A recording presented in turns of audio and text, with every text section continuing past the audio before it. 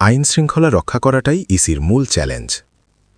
আগামী বৃহস্পতিবার দেশের ২৯৯টি সংসদীয় আসনে সকাল ৭:৩০ থেকে বিকেল ৪:৩০ পর্যন্ত একযোগে স্বচ্ছ ব্যালট বাক্সে জাতীয় নির্বাচন ও গণভোটে ভোটগ্রহণ অনুষ্ঠিত হবে। ২৪-এর গণ-অভ্যুত্থান বাংলাদেশকে গণতান্ত্রিক পথে নিয়ে যাওয়ার যে বড় সুযোগ তৈরি করে দিয়েছে, সেই পটভূমিতে এবারের নির্বাচন অত্যন্ত গুরুত্বপূর্ণ। বিগত সরকারের আমলে পরপর ৩টি অগ্রহণযোগ্য ও বিতর্কিত নির্বাচনের কারণে নির্বাচন কমিশন ইসির গ্রহণযোগ্যতা তলানিতে নেমেছে। এই অবস্থান থেকে ঘুরে সাংবিধানিক প্রতিষ্ঠানটির ঘুরে দাঁড়ানোর জন্য একটি সুষ্ঠু, গ্রহণযোগ্য, অংশগ্রহণমূলক নির্বাচন সবচেয়ে জরুরি কর্তব্য। গত ১২ ডিসেম্বর জাতীয় সংসদ নির্বাচন ও গণভোটের তফসিল ঘোষণা করে নির্বাচন কমিশন ইসি। প্রার্থী তালিকা চূড়ান্ত হওয়া ও প্রতীক বরাদ্দের পর ২২ জানুয়ারি আনুষ্ঠানিকভাবে প্রচারণা শুরু করেন রাজনৈতিক দল, প্রার্থী ও সমর্থকেরা। সমাবেশ, মিছিল, মাইক, লিফলেট, ব্যানার, ফেস্টুন, নানা উপায়ে দল ও প্রার্থীরা তাদের প্রচারণা চালিয়েছেন। সামাজিক যোগাযোগ মাধ্যমও এবারের নির্বাচনী প্রচারণার গুরুত্বপূর্ণ মাধ্যম হয়ে ওঠে। প্রধান রাজনৈতিক দলগুলোর নেতারা সারা দেশে নির্বাচনী জনসভায় নানা প্রতিশ্রুতি দিয়েছেন। শেষ সময়ে ইশতেহার ঘোষণা করে নির্বাচিত হলে কোন দল কি করবে সেই প্রতিশ্রুতিও দিয়েছেন। সব মিলিয়ে কিছু সহিংসতা ও আচরণবিধি লঙ্ঘনের পরও এবারের নির্বাচনী প্রচারণা পর্বটা ছিল প্রতিযোগিতাপূর্ণ ও উৎসবমুখর। ভোটাররা অধীর আগ্রহে অপেক্ষা করছেন তাদের ভোটাধিকার প্রয়োগের জন্য।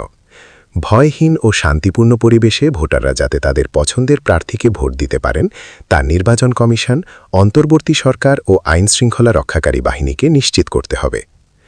১২ ফেব্রুয়ারির নির্বাচন ও গণভোটের জন্য নির্বাচন কমিশন সব প্রস্তুতি শেষ করলেও ভোটের দিন এবং ভোট পরবর্তী কয়েকদিন আইনশৃঙ্খলা পরিস্থিতি সুষ্ঠু রাখাটাই সবচেয়ে বড় চ্যালেঞ্জ বলে আমরা মনে করি। ট্রান্সপারেন্সি ইন্টারন্যাশনাল বাংলাদেশের টিআইবির তথ্যমতে তফসিল ঘোষণার পর বিভিন্ন আসনে রাজনৈতিক সহিংসতায় ১৫ জন নিহত হয়েছেন।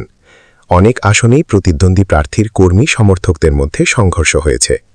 বাংলাদেশের অতীত অভিজ্ঞতা বলছে নির্বাচনের দিন সহিংসতার প্রবণতা অনেক বেড়ে যায়।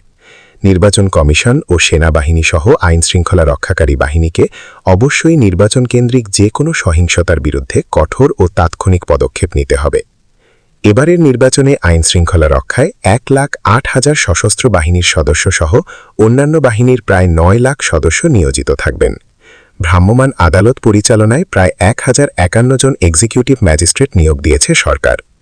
গণপ্রতিনিধিত্ব আদেশ সংশোধন করে আইন প্রয়োগকারী সংস্থার সংজ্ঞায় ৩ বাহিনীকে যুক্ত করায় এবারের নির্বাচনে সশস্ত্র বাহিনীর সদস্যরা অন্যান্য আইনশৃঙ্খলা রক্ষাকারী বাহিনীর সাথে ভোট কেন্দ্রেও দায়িত্ব পালন করতে পারবেন।